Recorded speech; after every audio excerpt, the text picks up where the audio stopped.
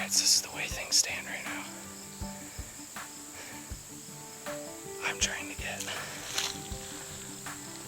all the way up there.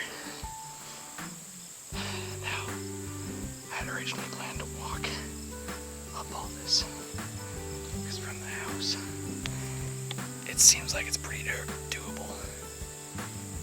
From here, it does not look very doable. So what I might do is, if you can see that cliff there, I'll walk all the way up to that guy. Then I'll see if it's easier for me to go out to the left or out to the right. The stand is out to the right. And I'll see if it's easier for me to go out to the right or left. Go out one of them and walk around it, because that's a pretty steep incline there. So I'll see what I can do. Otherwise, there's a trail right there. If I don't think I can do it, I'll just branch off into the woods there. The reason why I'm not taking the trail is because going through the trail, I go through a lot more woods, and I end up disturbing a lot of stuff. That's not what I want to do. Now I'm disturbing a lot of stuff doing this recording too, but as minimal as I can make it is how I want to make it. So, we'll see what happens. This is the toughest stand to get to on the property, but hopefully it'll work out. Alright, well, I made it up pretty close to the rock face. Definitely not scaling that thing. And there's a whole bunch of down trees there. So I'm probably gonna shoot off to the left here, get on the trail. It was worth a shot, but I don't think that's really possible, personally. But it's also blazing hot out, so yeah, we'll see.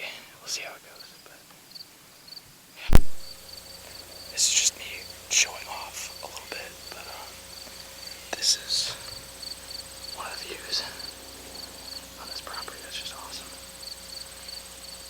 I absolutely love it. You can see way into the neighbor's property. The stand is just through those trees there. I don't love the idea that I had to use the trail, but we're gonna make it work. If I shoot something, it's gonna be a pain to get it down, but whatever. Alright, you guys, I apologize. I completely forgot to film a section where I talk about the setup and all that kind of stuff when I got to the stand. But here it is in a voiceover. So basically, I'm sitting up on top of a hill. The neighbors have a cornfield right behind me, and then there's lots and lots of bedding happening on basically both sides of the hill. So kind of hoping to catch movement between both of those. And yeah, there's throughout the spring and summer there has been lots of movement through here, but for whatever reason it's kind of just shutting down right now. I don't know if the neighbors have been doing a lot of activity or something. I just looked through the last like 200 of the trail camera photos that the camera got, and there wasn't a whole lot of activity on it compared to like what we had been seeing throughout the summer and then the late spring as well, early spring actually, sorry. Yeah, but fingers crossed. Trail cameras don't always pick up everything that's happening, so hopefully that's what happens here. Well, I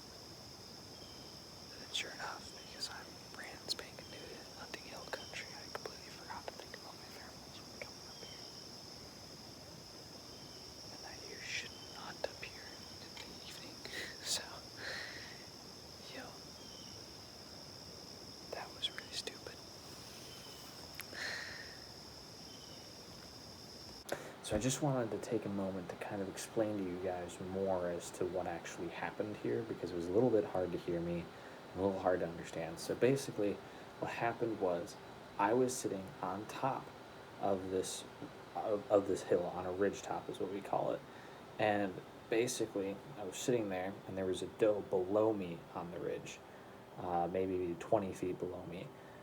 And what happens with these hills is there's something that we call thermals. But basically, during the morning, the temperature is rising, and it carries your scent up. And in the evening, as the temperature goes down, your scent goes down with it. So that's one of the two ways that deer can smell you, is thermals and then wind. Now there are times in my very, very, very limited, extremely limited, but I've also heard of this happening to other people, where the wind isn't really doing a whole lot and your thermals will carry most of it. So sometimes, like, if the wind's like 3 miles an hour, you can plan on your thermals taking more of your scent than your wind taking a lot of your scent, and you can kind of use that to your advantage in a way. But in this case, the doe was below me, and it was in the evening, so my thermals were going down, so it was carrying my scent down straight to where the doe was, and that's how she smelt me, and that's why she started blowing and then ran away. So hopefully that kind of makes a little bit more sense now, and hopefully you guys can learn something from it, so that this doesn't happen to you like it happened to me. Ran off.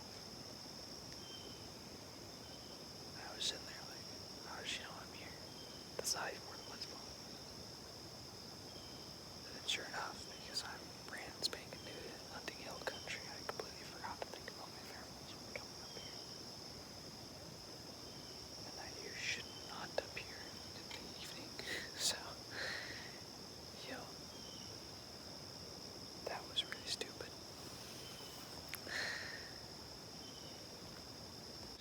Alright, you guys, I'm gonna call it a night. At least I saw a doe, even though she ran away immediately, started blowing probably everything down. Um,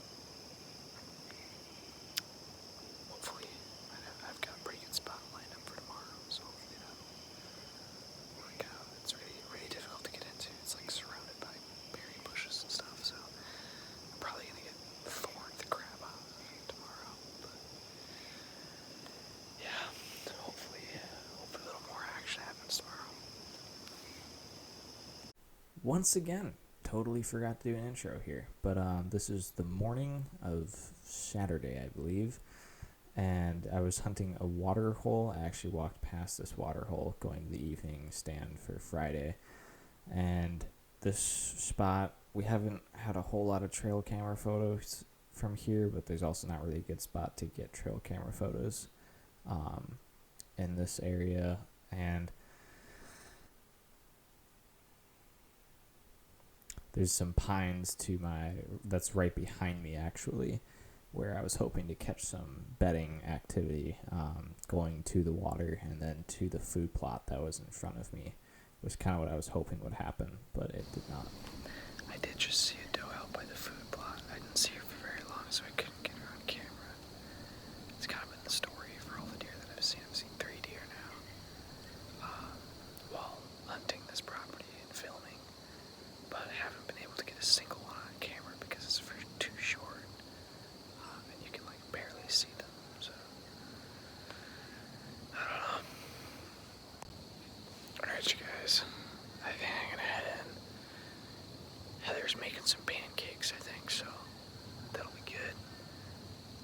Hopefully this evening's I'm gonna be sitting from maybe like 11 to 1, and then head back in, and then sit again like 5 till dark.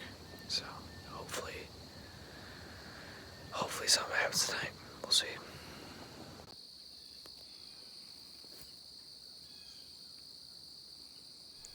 These are the does that I saw from the stand in the food plot. I was walking out and was able to see them. Normally I would have given it more time, but I actually hadn't got any video of deer so far, so I wanted to actually get some recordings of some deer in there, and I wasn't too worried about bumping them, but they ended up seeing me right as I came around the corner, which was not really what I wanted to happen, but whatever.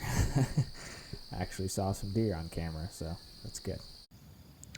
Alright, well, I was planning on hunting this evening, but it seems like there's actually a pretty big storm coming. So I think I'm just going to grab my camera, my bow, and my backpack, head out. I'm going to leave all of my saddle stuff and like camera arms and stuff out here. Hopefully they survive well in the storm. And I'll be back probably tomorrow evening.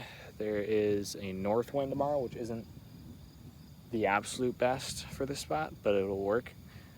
And it's going to be incredibly, or not incredibly, it's just going to be a lot colder than what we've had here for the past couple weeks. It's going to be like a high of 67 tomorrow, so there will definitely be movement tomorrow. Kind of disappointing that I'm not going to sit tonight. If there's a break in the storm, I might, but also like I doubt it. So I don't know. We'll see. We'll see what tomorrow brings. Hello. All right, just got set up in the stand here. It's Sunday evening. I think it's around 4:10. This was the same spot that I was thinking of hunting yesterday, but got stormed out. Hopefully, I mean, there's tons of movement through here, pretty much all summer long. So hopefully we see some of that tonight. I bet we're gonna see deer, and hopefully, if a doe walks by, a mature doe walks by, I'll probably shoot her. But also, this is like a pretty good spot to shoot a buck in the rut, and I might not want to disturb it with retrieving a doe, but also it's early enough in the season that I don't really think it'll matter. If you hear any like banging or anything, that's Ben working on, my brother-in-law Ben working on a wood container for all of our firewood, so don't mind that. Packers got a win today, 30-14 against the Tennessee Titans, so today is already pretty awesome, and I'm pretty stoked about that. And yeah, hopefully the goodness of the day continues and God blesses us with some success tonight. One thing to note about tonight, this is my first time with a swirly wind here in the hills. And I was due for that for sure, but kind of just like I put some scent killer on before coming here. And honestly, like, whether or not you think it works, you probably should use it, because if it does work, it does give you an edge, at least a little bit. Even if it just brings your scent down a little bit, it helps. It's worth trying. The other thing I'm using is like different scent covers and all that to just once again try and mask my scent and try and get it set. Yeah, when the wind's swirly like this, I can at least go into it with some sort of confidence. And it helps a little bit, I feel like. This spot was very, very cool to sit in. I could see a lot of our fields and a lot of the neighbors' fields as well. But basically, I was in between one of our food plots, bedding area up to my left, and then the neighbor's food plot. The neighbors had a food plot that was in front of me, maybe 100 yards away, and kind of just trying to catch movement. There was like two tree lines. There was a gap, in the tree line that I was hoping deer would move through, and we had tons of trail cam photos of deer moving through there, and that's kind of what I was just hoping would happen.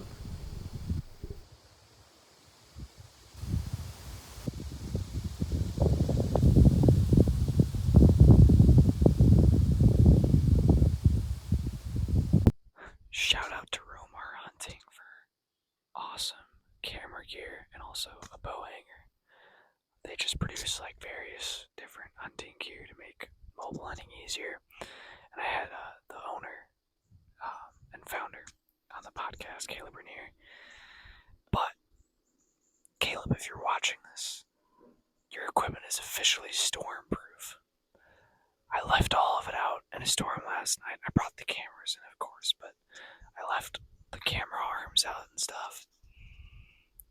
They were perfect. Came back and everything was fine, exactly where I left it. So, good work there, man.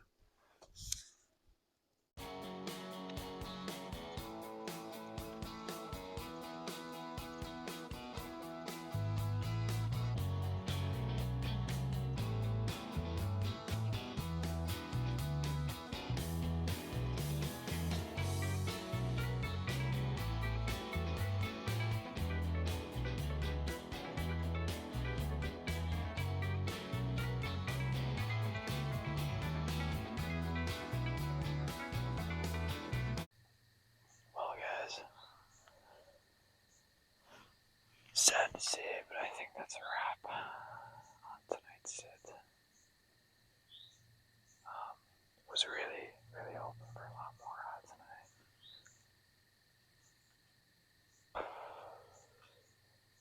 I don't know. I don't know what to tell you guys. I mean, I know I'm picking spots that have lots of activity. I'm hunting the wind, right? Except for Friday night.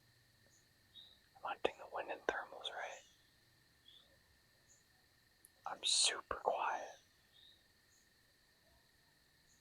I don't really know. I don't know. It's just not happening.